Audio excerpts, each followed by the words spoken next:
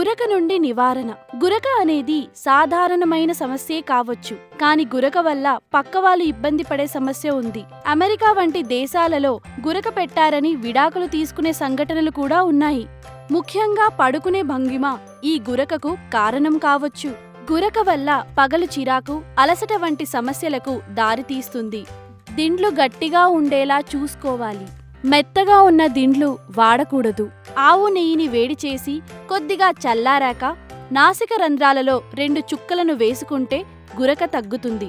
పసుపు కలిపిన పాలను వేడి చేసి రాత్రి పడుకునే ముందు తాగితే మంచిది. పసుపు కలిపిన నీళ్లను వేడి చేసి ఆవిరి పట్టడం ద్వారా గురక నుండి బయటపడవచ్చు. ప్రతిరోజు విలువైన వీడియోస్ కొరకు లిచి ఛానల్ ని సబ్స్క్రైబ్ చేయండి.